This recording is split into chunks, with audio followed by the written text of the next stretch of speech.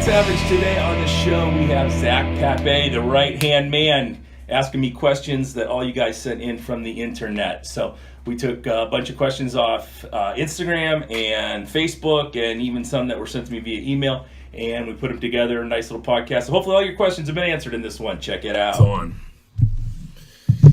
Recording. All right, so welcome to the Fine Savage. Today we're going to do a Q&A from the internet. So I get a lot of questions from people via text and via email and through my DMs. So we just decided we'd throw that up there. I took a couple questions from DMs and from email, and then a few from the post itself. We'll try to knock a few of these questions out here as best we can. I have my right-hand man, Zac Papay, on the show today.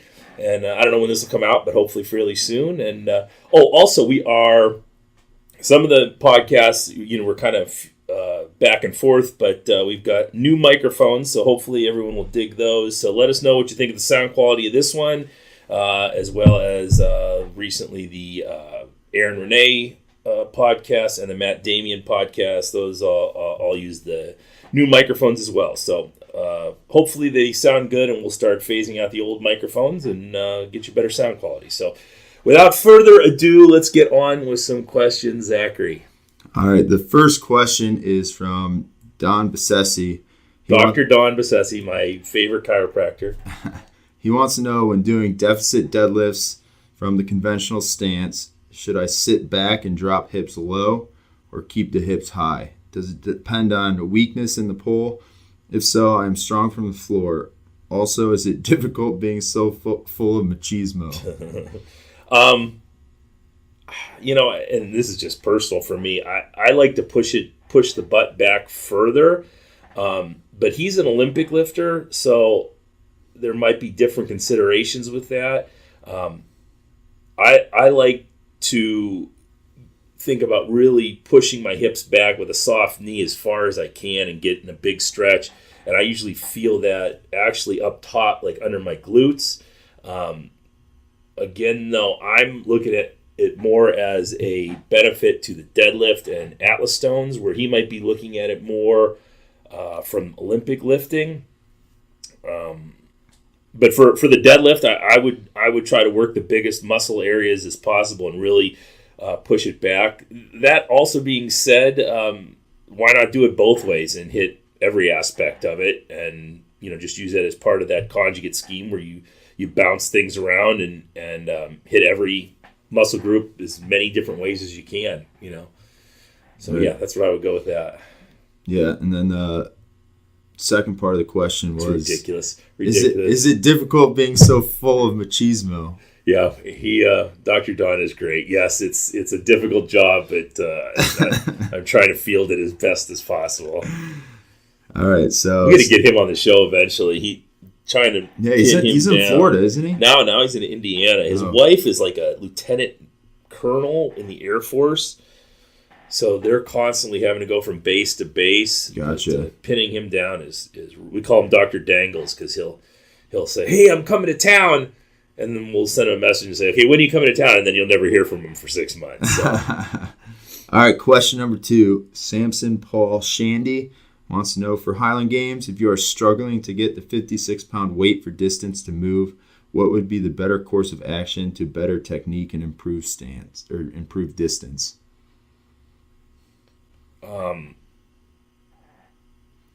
Without having seen him throw, that's kind of difficult. We did a breakdown on YouTube of the weight throws. I suggest you take a look at. And also with YouTube, you can go on and find videos of like Ryan Vieira or even Kerry Overfelt, who are some of the better weight throwers I've ever seen. To get the weight moving, if that's what he's talking about, what I see a lot from amateurs is they drag the weight.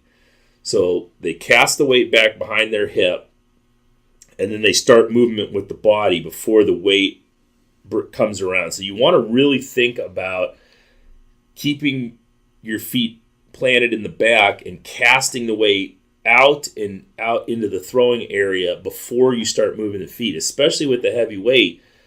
You have to get that weight moving and then kind of outrun the weight as you go, but you don't want to be dragging the weight. That tends to make it a lot more difficult. Makes the weight feel a lot heavier. It's really hard to get speed in the weight when you're doing that, and it tends to push you out if you're looking at the throwing area, it pushes you out to the left side of the throwing sectors because you're really having to pull with your upper body to get that weight moving. So my suggestion is pick something out there about eye level, out in the field, a tent, a tree, anything, and cast the weight towards it. And then as the weight starts to move with the weight. Hit that weight in the back, hit your feet in the back, and get down into a good position.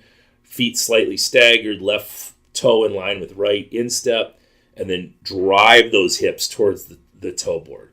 A lot of people, once they hit that back position, will just do another spin to the front. And really what it is a sink and a driving of the hips.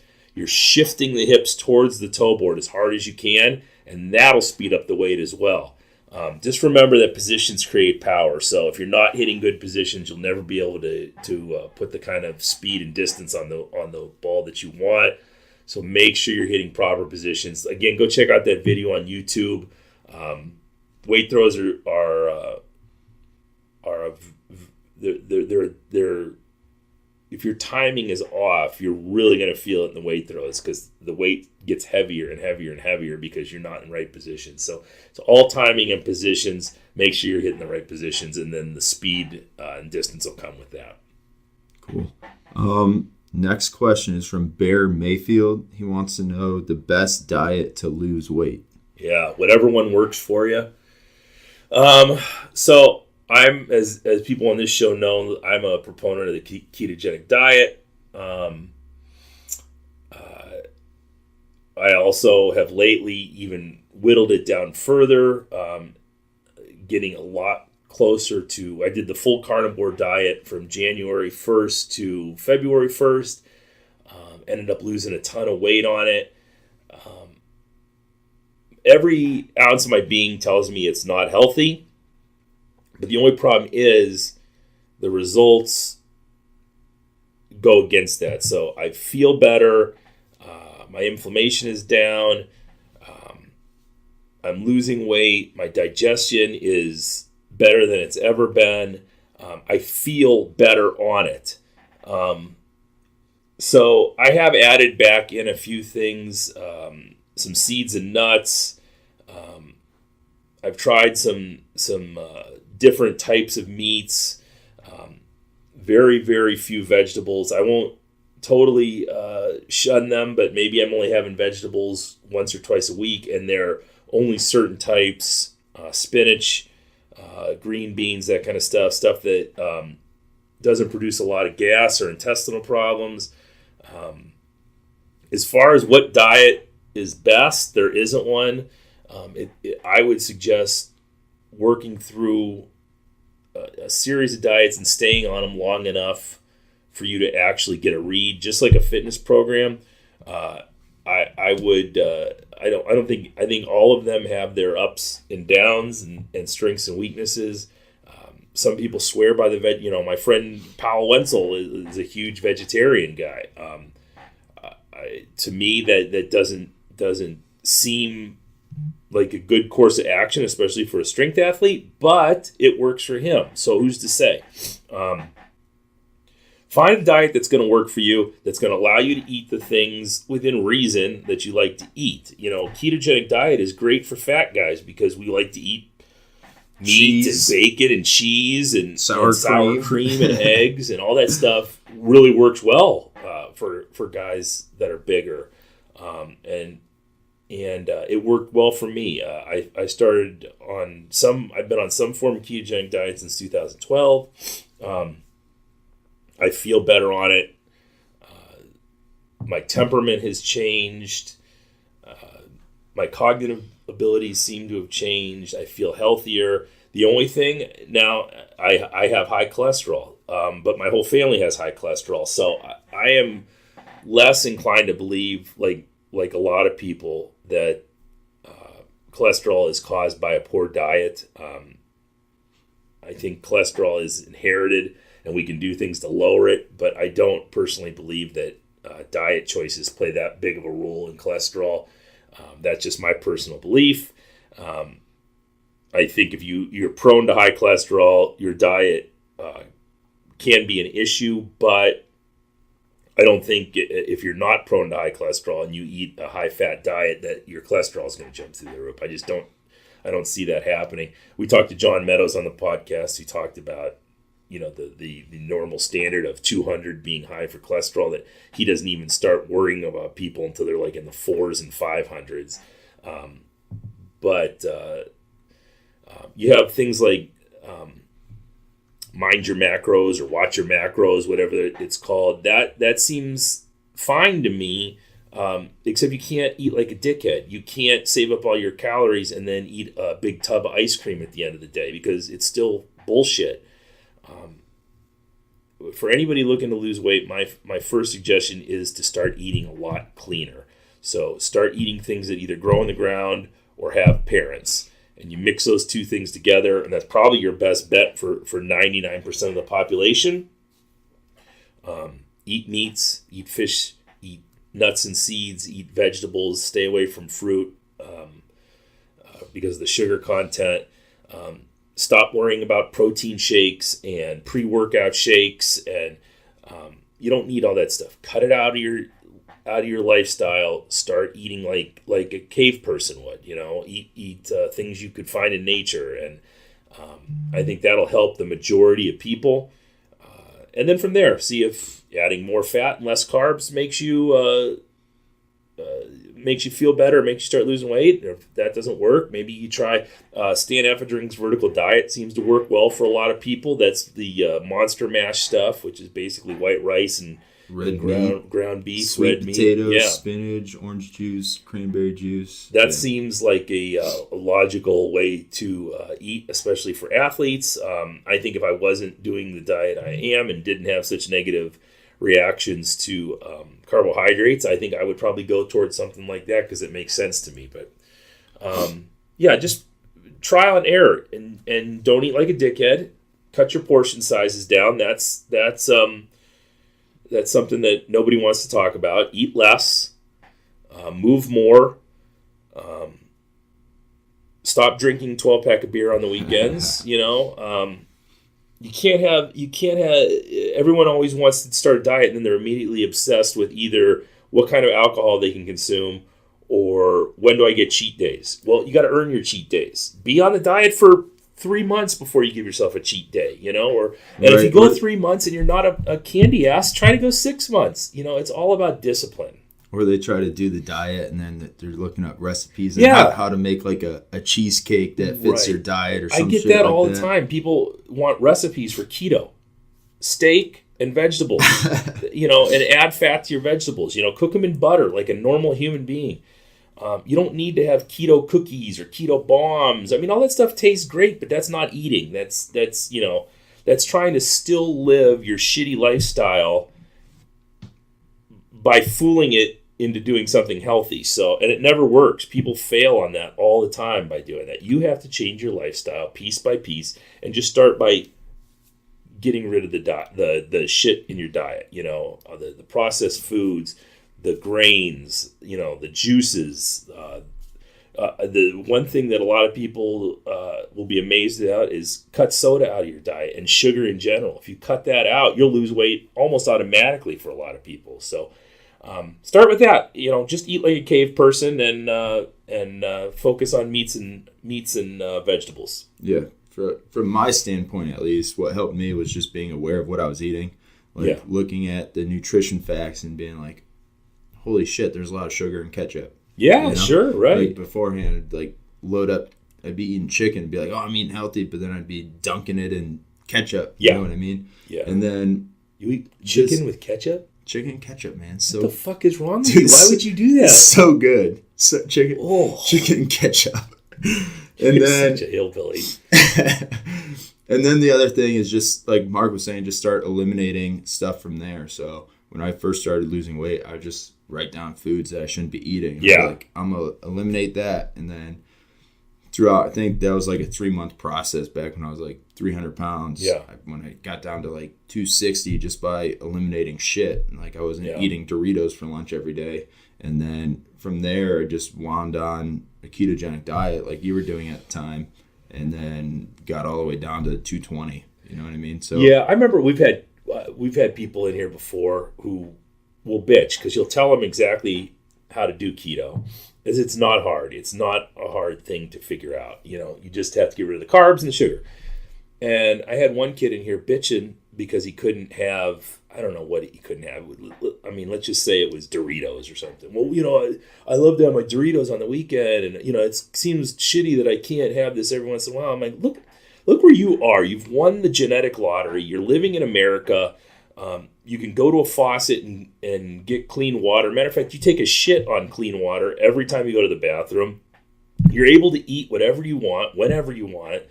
You know, are you really going to bitch that you have to eat chicken and steak and fish and healthy vegetables every night when, you know, a vast majority of the planet doesn't get to do that? Are you really going to bitch that you don't get your Doritos once a week, you know?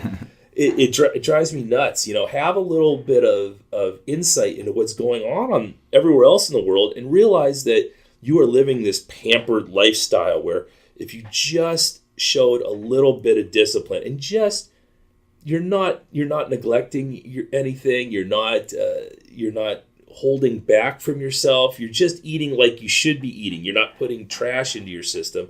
And I bet you if that guy had a car, he wouldn't be putting shitty gas into it either. You know, I mean, you got to treat your body at least as good as you treat your automobiles, you know. Right. And then to add on that, don't live for the weekend. So like a lot of the times people will do really well throughout the week, and then the weekend hits and they're like, oh, I did 5 days of this, so I'm gonna go have a cheat meal. Right. Like you said, you know, reward yourself by eating healthier throughout the weekend, and then maybe every month, every 2 months, have one day where you just go berserk. You know what I mean? And you can't because I do that sometimes. Like, cheat meal is one thing, cheat day is another.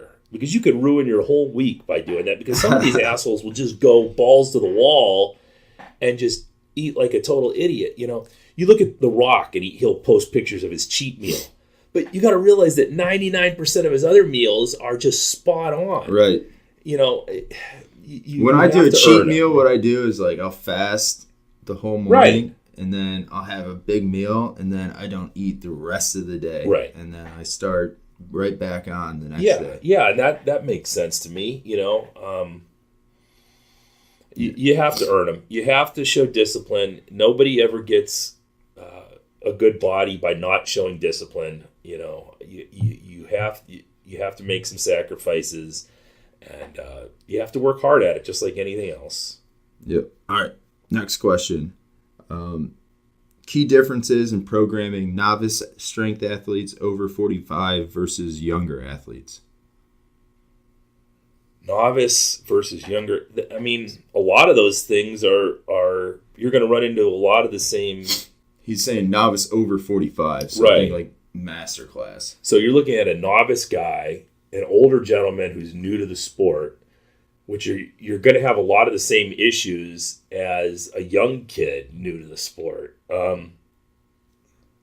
Except with the young kids, you can't really fuck them up. If you don't injure them, you can't fuck them up. With the old folks, and I'm over 45, so with the older folks, you can fuck them up real easily.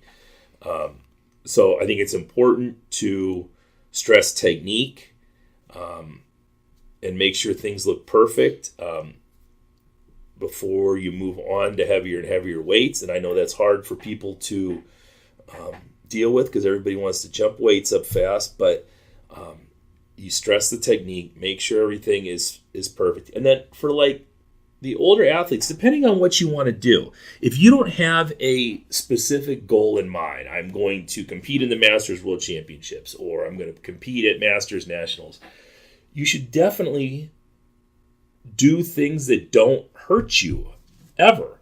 So if bench pressing hurts and you've gone and got your shoulder checked out or whatever that's hurting and they can't give you a specific reason why it's hurting, just don't do that. And maybe come back to it in 6 months and see how it feels.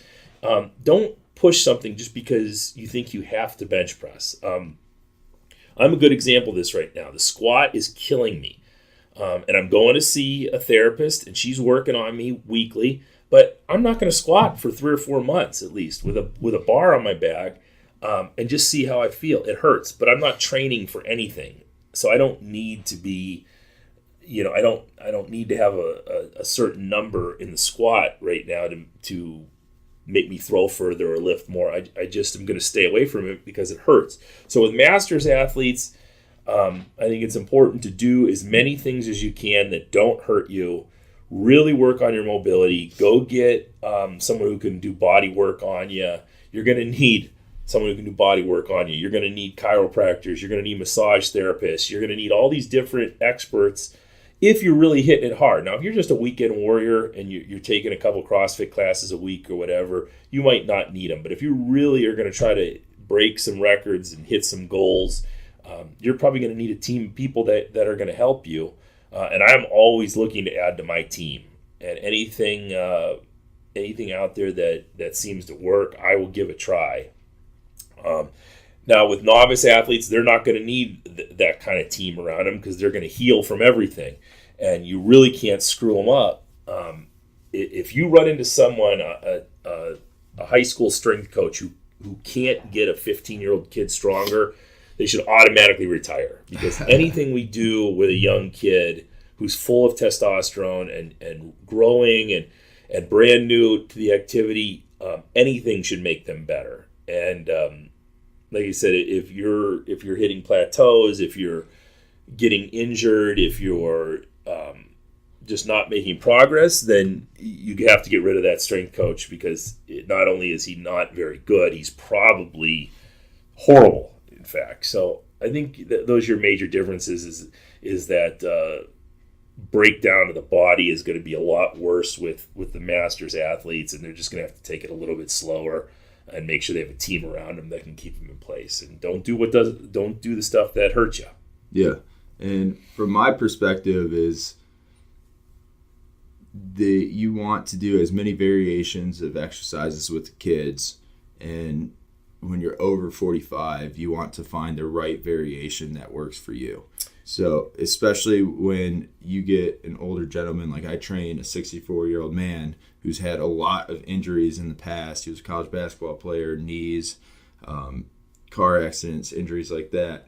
And certain exercises hurt him, and we just spent like a month or two finding the right variation of each exercise where that specific angle of like a deadlift off an advantage works for him. It doesn't bother his knees, but he can't deadlift off the floor. Yeah. And certain stuff like that. And you can look at even what Dave Tate's doing. What was he called? Spider bar? Yeah, what does he call it? He calls it like he's like fat old man. Yeah, right. Like conjugate training, something like that.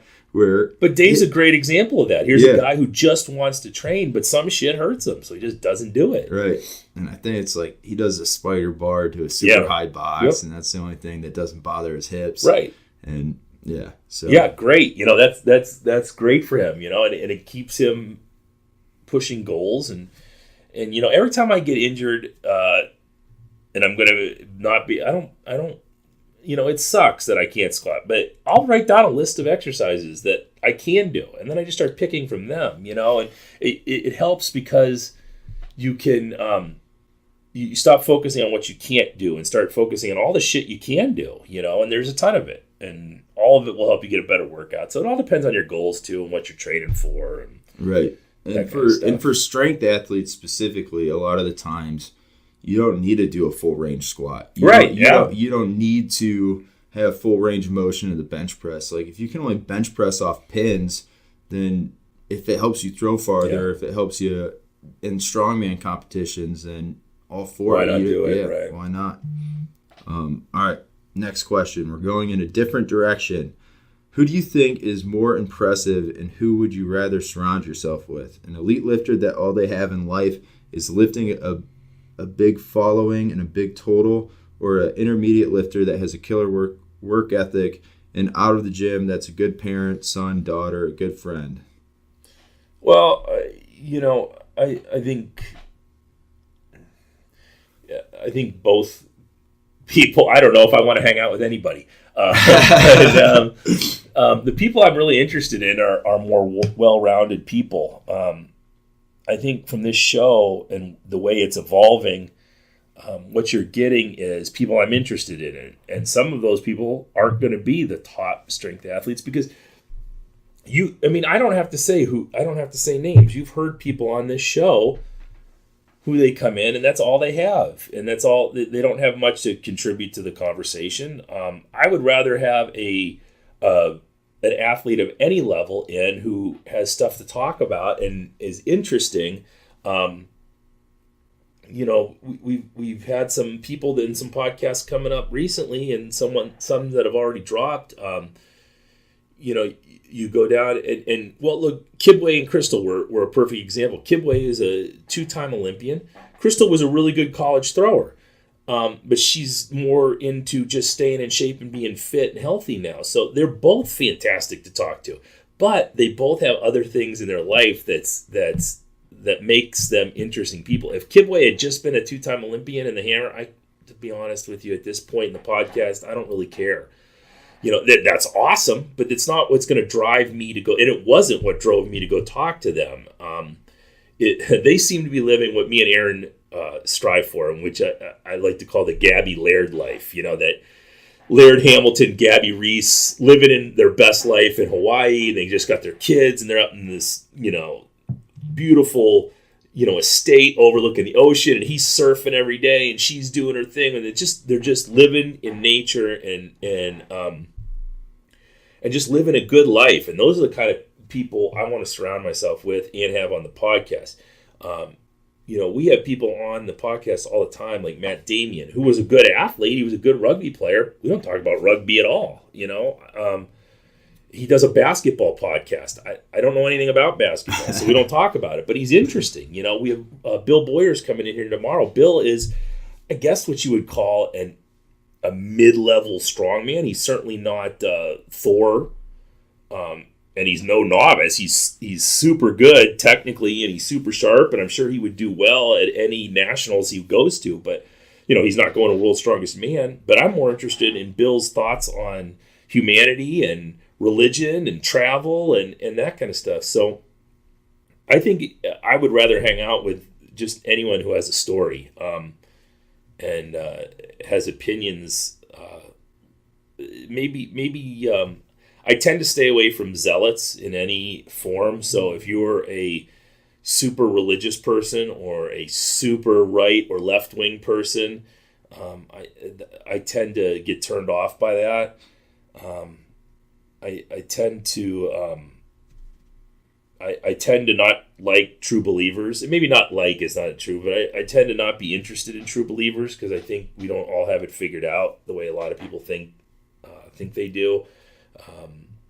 So if you come to me and you're preaching the gospel all the time, I don't have time for that. If you come to me and you're preaching either pro-Trump or anti-Trump, I don't have time for any of that. None of that interests me. If you come to me and you only just want to talk about Ohio State football, it doesn't interest me. Tell me about some spiritual awakening you had when you were by yourself at the beach and just thinking on your own. Tell me about some passion you have, like making swords or knives or like Evan Armstrong, in his warehouse shed, just toiling over. Trying to make the best coffee he possibly can. Those are the people that I find interesting and that hopefully you'll hear more and more of on the show. So yeah, that's basically, and those are the same type of people I want to go out and have drinks or dinner with. Right. So the answer is kind of like both. Yeah, both. Just be interesting. You don't have to be a high level athlete. You don't have to. Be a good dad, or just have a good story and some passion for things, and those are, I guess, the kind of people I like to hang out with. Now, did you always have that opinion, or was it different when you were doing Pro Highland Games? So I think when I was younger, I was more enamored with people who were good athletes. You would see somebody, and you'd kind of have like that hero like you hero worship them a little bit, like, oh, that guy can really throw far or lift a lot of weight, and then you meet him and you're disappointed by him. So sometimes you're disappointed by it. Sometimes they're fantastic humans, so I think it all just depends on the person. Yeah, it probably has changed since I've gotten older. I just want to meet fantastic people with a lot of energy and a lot of enthusiasm for whatever it is they do. And the more people I can surround myself with like that, the better I am. My wife is like that. I learn a lot from her. And hopefully she learns a lot from me. And we're striving to live that Gabby Laird lifestyle that I talk about, and try to live your best life in a place where you want to live it. So. All right. Next question is recommended nutritional supplements for the strength athlete. Steak. Red meat. Steak and testosterone. That's I don't recommend supplements to people. I think you can get everything you need from real foods. And I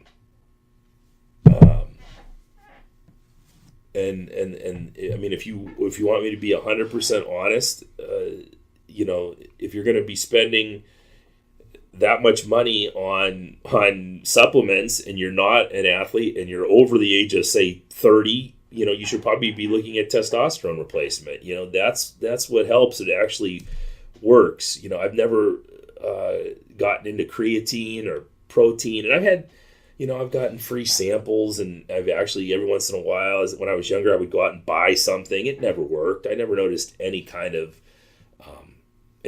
change in body. I think a lot of it is in your head, and I don't think you get any real benefit out of it. I mean, if your diet is so fucking on point and so perfect, then maybe by adding in a supplement, it will help you to that next level. But the majority of people who take supplements and buy through the supplement industry, their diet isn't on point. Their training isn't on point. I think you'd be better off spending more money, saving up some money and buying a new bar, or buying some Atlas stones, or, buying a membership at a gym where there's a lot of hard chargers that are going to push you. And I wouldn't spend a lot of money on supplements. I just don't see the benefits of them. And if you're over probably 35, 36, you should probably go and get your testosterone levels checked, because I think that's a huge problem in society today for men. I can't speak to women, but I think you need to go get those levels checked to make sure everything's in the appropriate levels, and don't let a doctor tell you that the range is somewhere between 3 and 8. You should be at the high end range. You want testosterone levels the same levels as when you were in your 20s, if possible. There's no reason why you have to have low testosterone just because you're over 35. Go get them checked out and forget the supplements. Train hard, eat good foods. Don't worry about it. All right. Beards, a reflection of manly virtue or trying too hard, and when will the beard trend end? I have a beard for 2 reasons. I think I look better with it, and I'm lazy. Bald's not one of the reasons. He's bald. I'm also bald, so he's got to grow hair somewhere. Right. I don't know. I've had a beard on and off, since I was old enough to grow one. Hey, let people have fun. Let them do what they want. If somebody wants to have a beard, great. If not, that's great too. People make fun of hipsters or whatever. Let them have beards. Who the fuck cares? They're not hurting you. Leave them alone. They want to have, what do they call them? The man buns? Great. Let them have them. They're not bothering you. Let them have fun. If it's a trend, I think it's been trending for, millions of years. There's always going to be people who don't want to shave, and I'm one of them. And, yeah, just let people do their thing and have fun, and don't judge them. Just let them have fun.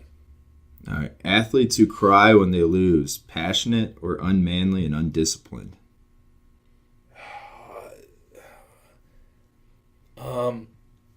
You remember when John Jones beat Daniel Cormier for this last time, and they were, there was a big stink about that when he was crying in the ring after the fight. I think a lot of that had to do with the fact is he had just been knocked unconscious and didn't know where he was. I cry. I cry all the time. So, I mean, especially since I've gotten older and had kids. You've had more than one kid? Well, one kid. You've had kids? No, since I've had a kid. I think we're going to need to throw in another question. Things set me off all the time, I tend to be a more emotional person in every direction. So I'm quick to get upset about things. I'm faster to get happy about things. It's just the way I'm set up. I don't think it's a reflection of anything, but however you deal with situations and emotions, I'm not going to judge anybody else's masculinity. I can only judge my own. I think there's a lot of weakness out there to go around. I don't think a lot of it has to do with crying. You see people who cry when they lose, and that could be a reflection of just how passionate they were about winning. Sometimes people who cry when they get pissed off, they get so mad that tears start flowing. Again, it's not for me to judge how masculine they are. I think that's for every guy for themselves to make a judgment on, and I wouldn't say striving to be more masculine means you can't shed a tear once in a while. It's just that's just the way some people are hooked up wiring wise, and you shouldn't worry about it. Just live your life, let people live theirs. And yeah, my rule for the kids that I coach, because I've had to deal with a few athletes that got very emotional when they lost, is it's okay to cry, but you're not allowed to do it in front of everybody else. Yeah, you kind of have to remain kind of stoic, neutral in the moment. Normal face. Right. And if you want to pull me aside and let it out, that's fine. That's okay. I'm all for it. I don't think you're less manly for doing it, but you have to remember that there's a whole bunch of people watching you if you're at track and field meet or you're at a Highlands or those are kids too. That's and different. It's trying to teach them kind of a lesson that number one, it's okay. You're emotional for a reason. You have to kind of get in touch with why you're so upset. And a lot of the times when you fail, it's because you're super passionate about it, but you were unrealistic with yourself on how much work that you put into so I guess it's easy to get upset, but you should be looking at the person who won and look at all the work that they put in and figure out what they are doing that you weren't doing to get them to where they were. And then so those are kind of just my rules. Girls are a whole nother I'm learning that this year. Girls are a whole nother problem because they can't. Even in high school, they get so emotional. Even in high school, those kids are all still learning to deal with their emotions and how to deal with them. Right. I'm speaking more of adult humans, but kids under 25, and their brains aren't fully functional yet. They're just trying to figure out how to live. I would tell them to try to keep normal face as long as possible, and then if they have to, go somewhere else and let it out. But I think that's good advice. Right, and that's my advice because I sucked at keeping normal face. I always let my emotions get the best of me. If I had a bad track meet or something, I'd be pissed off. Yeah.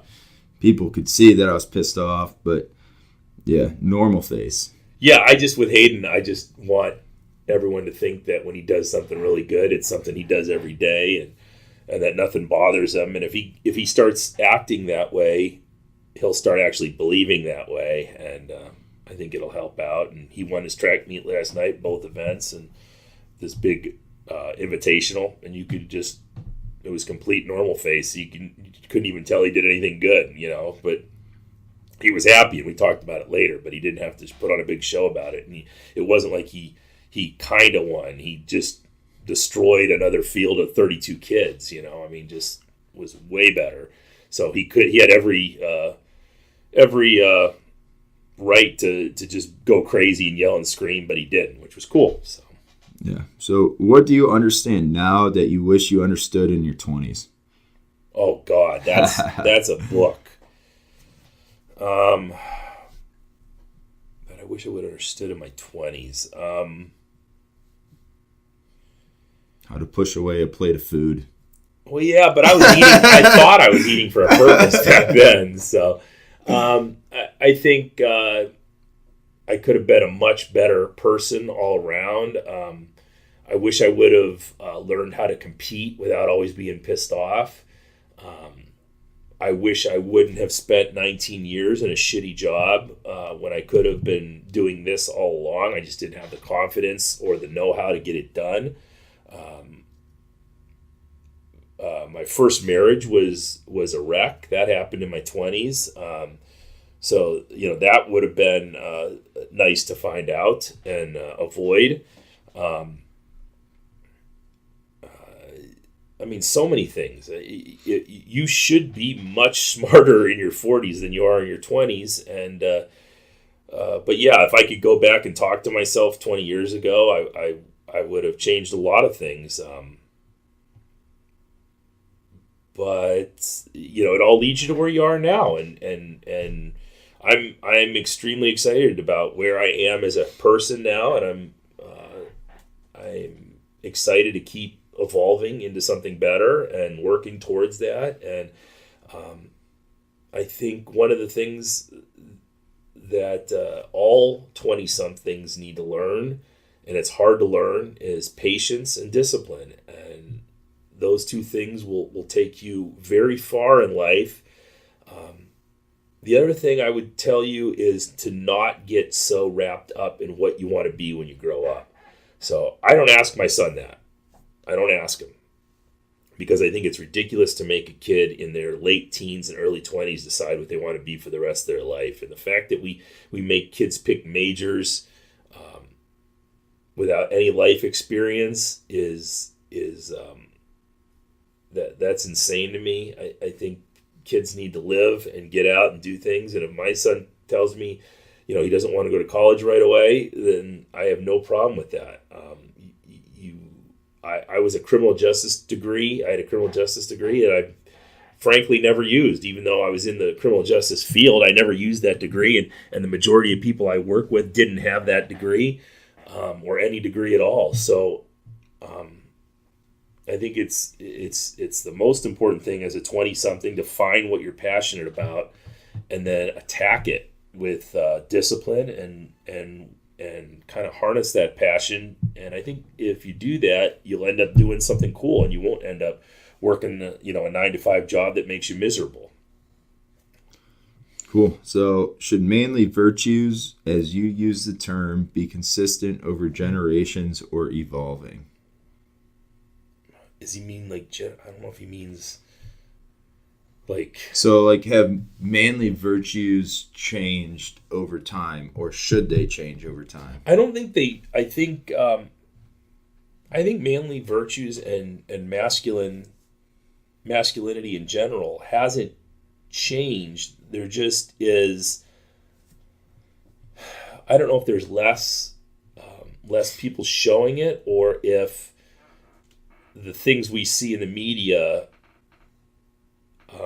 showcase less masculinity. So I think if you look at people from history, and then you look at people today, there's still... If you look at Teddy Roosevelt, for example, and he was the epitome of what I think men should be. Now, forget his politics. I don't know that much about his politics, but he was a athlete and a warrior and a martial artist, and he read, and he was a hard charger, literally, and he was a man's man, And then you look at someone today like Jocko, who has all those same characteristics,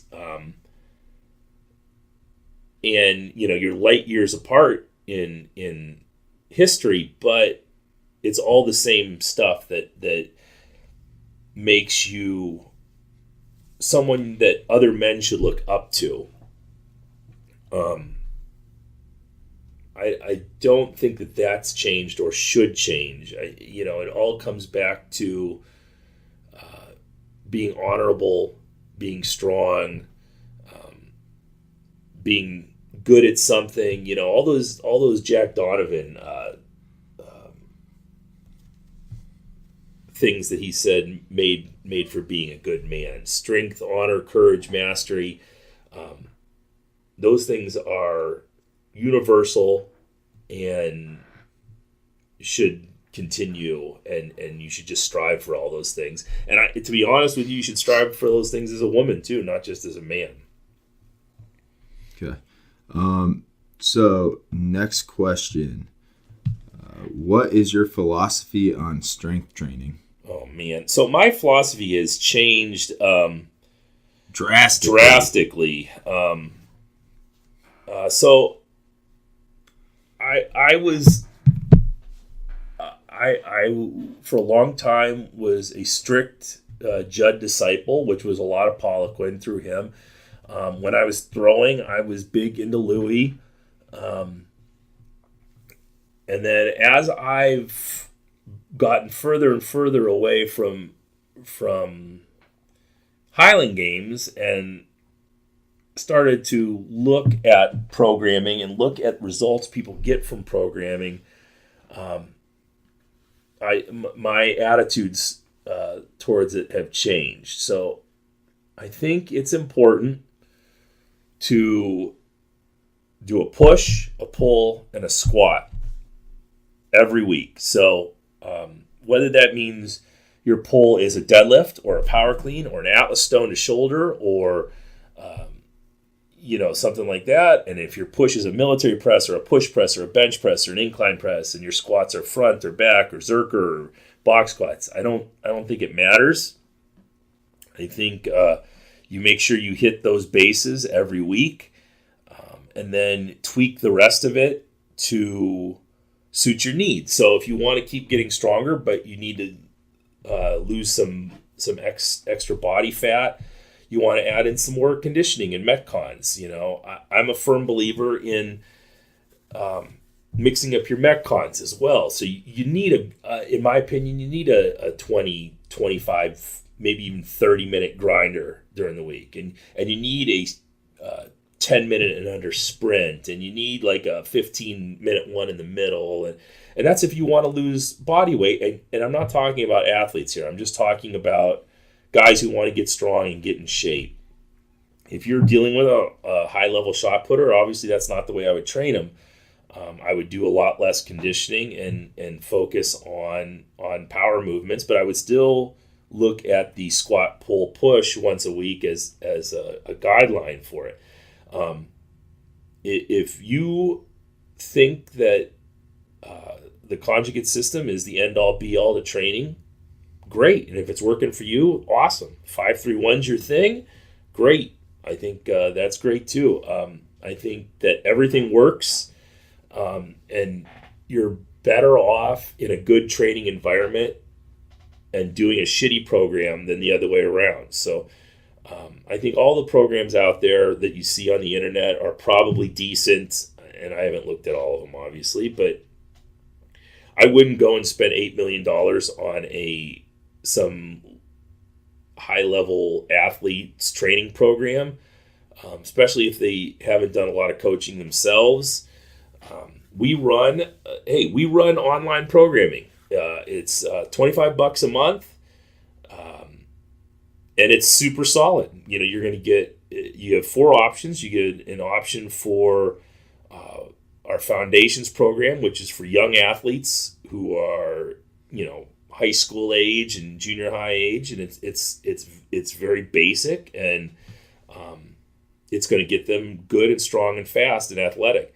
And then you have our pure program, which is geared more towards strongman athletes, and you're going to get a lot of event training. Our power program is geared just towards explosive athletes, whether you're a higher level football player or a thrower of some kind.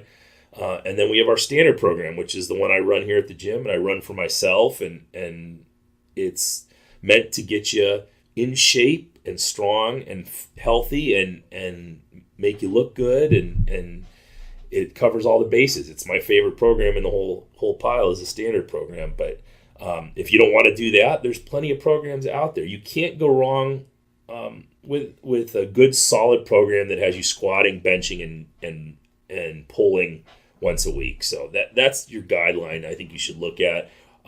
Right now I'm putting out a book, and I've been working on it for a while now, but that's one of the things it talks about in there is just finding a program that works for you and working hard at it and sticking with it and not bouncing from program to program. I think everything, for the most part, within reason works. It all depends on how hard you're going to work at it and also what kind of food you're putting in your body. So the other part of this question, this is always attached. Differences for drug-free and non-drug-free, or differences for people who are using roids and drug-free athletes. I don't know if there is a difference. Drug athletes on performance enhancers are going to be able to do more. They're going to have to work a lot harder in order to hit. They're just going to have to work a lot harder because their ability to work harder is there. I don't care. It's a stupid. That's it's right. Always the caveat, like you said. It's just it's always attached to the question. Yeah, everyone should work hard, and the ones that are on drugs are probably going to get better results than the ones who are off. But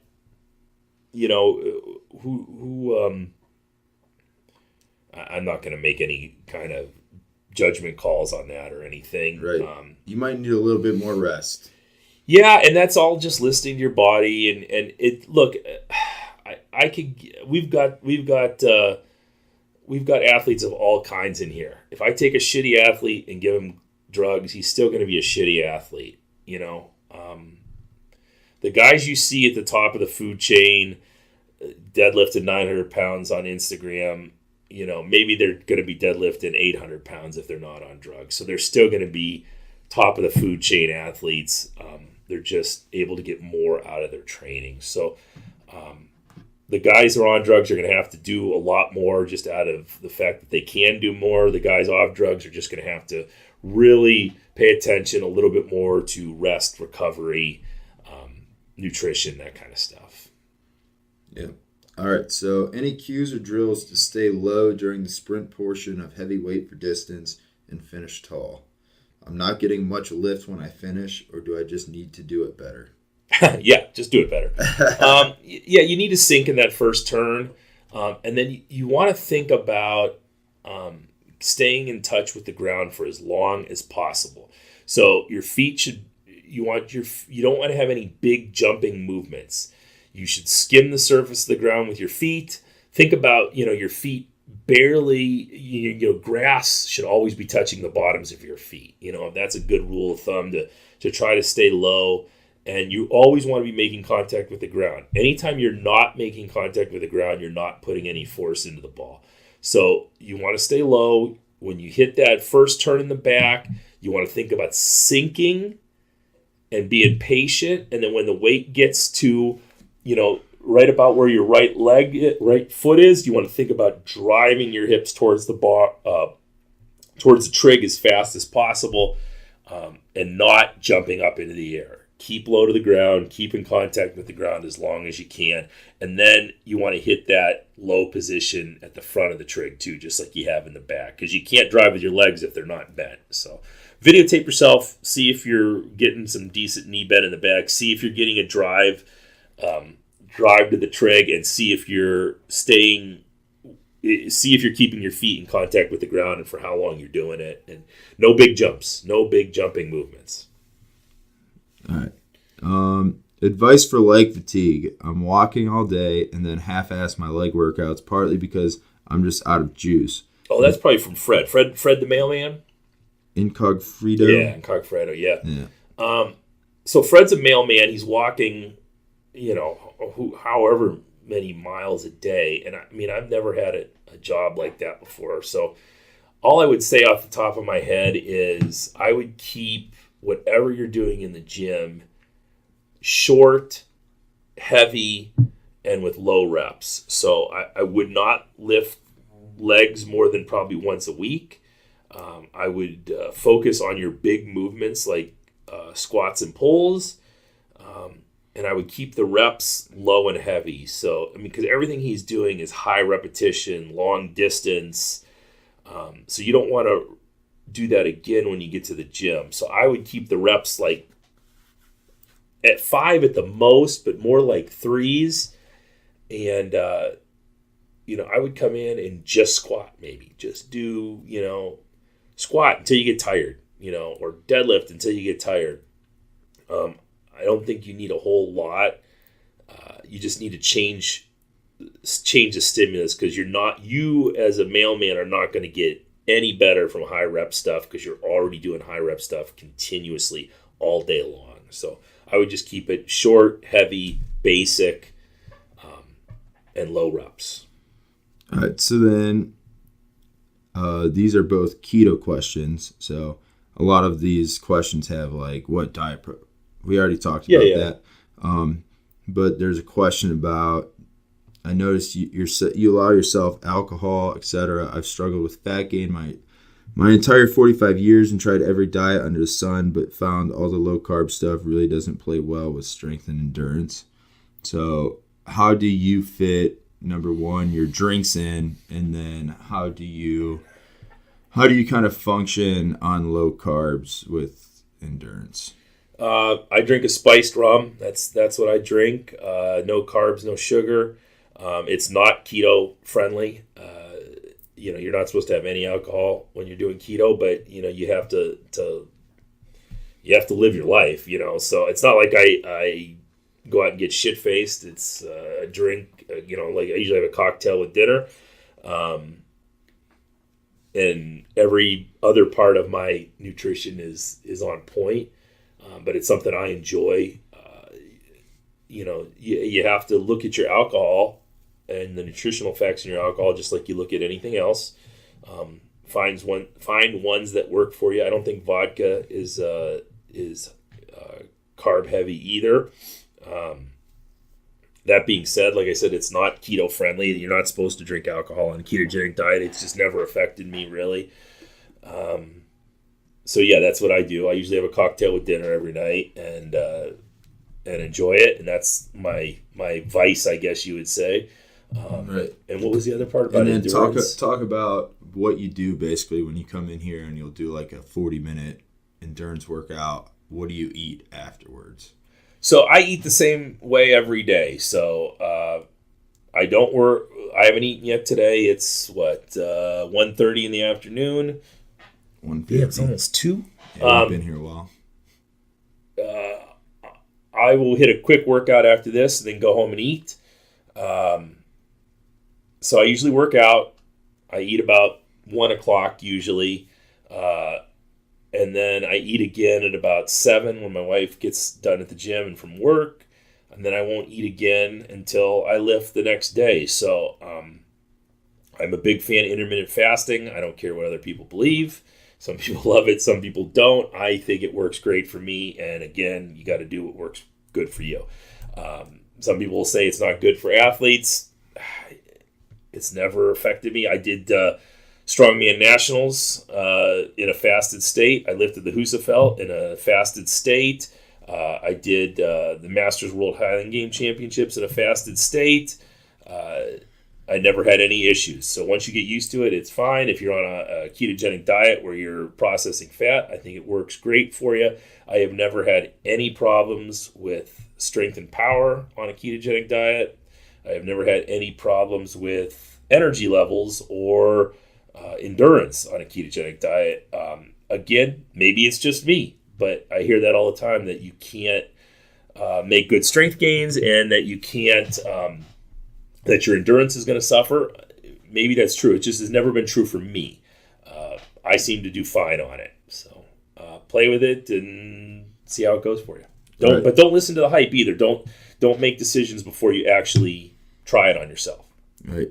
Now, are you still a believer that when you do these strength workouts, you want to consume a little bit extra calories, or so have let's you kind say of shifted on that? Because I know for a while you were talking about how when you were doing these hard workouts, you would just try to increase the amount of calories that you were eating. So is that still advice that you give? As you've seen me over the last couple of months, I've gone from 256 and I'm now down to 218.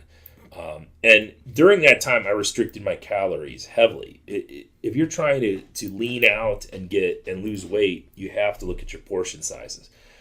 Now I'm starting to slowly add in a little bit more calories because I feel a lot better when I'm eating more when I do these hard workouts. And they're tough workouts. But it's not that I don't feel well during the workout itself. I seem to recover better. I don't feel as beat up when my calories are a little bit higher. If I know, like, if we're going to do max Atlas stones, the night before, I'll add more calories in, just so there's no chance I'm going to be in any kind of deficit the next day, But I won't go nuts either, and I'll still stick strictly to keto. I just might eat a bigger steak that night or something like that. It's all personal, though. I'm not a doctor in any way, and it's just how I work better. Give it a try and see how you guys do on it. But I'm a big fan of the fasting as well as a ketogenic diet. All right. My goal is to continue to shred my body, build more strength and stability to my joints and core, and to improve my gut health. There's always mixed schools of thought regarding reps and sets, days a week of training, and the type of training for each day, and the course, the type of diet to follow. I would love a snapshot of what 1 week looks like for you in those areas. I've been doing various types of workouts ever since I was 15, and I'll be turning 50 in a couple of weeks. That's a lot of info. I want to do something different and new. I think we covered a lot of these topics already. I think they can get the info from what we just did and just follow the Instagram page, or right. It's all on there. Yeah, we talked about your kind of philosophy of strength training, push, pull, press something heavy every week. Talked very in depth about the diet. I don't think I missed any of these questions. I think we got through all of them. Good. That's it? I wanted to do this at the beginning, but I didn't because I was a little bitch. I was going to go, what gives you the right? If you remember that scene from The Office where Tony goes to do his exit interview? With Toby. He's like, what gives you the right? Who do you think you are? It's good. I'm glad people are interested. I'm glad people are asking questions. Just don't. The main thing is if you can wrap this up with a bow, eat foods you find in nature. Eat like a cave person. Have discipline. Control your portion sizes. Stick to a diet, any diet. Just find one that works for you. Work really hard at some program, any program. They all are pretty good. Just find one that you like and stick with it, and one that you're going to work hard with. It's not my job to judge your masculinity. Only you can judge your masculinity. And stop being dickheads to each other. Just be nice. Everything else good will happen. So, anything else you want to say? I'm hungry and I got to do a workout. No, I'm good. All right, this has been The Refined Savage. We'll do this again sometime. See ya. Hopefully that answered all your questions, guys. If you ever have more questions, just shoot them my way. I am available through Instagram and Facebook and my email, and I don't mind answering questions. So shoot them our way. I'll either answer them in person or we'll do another one of these Q&As.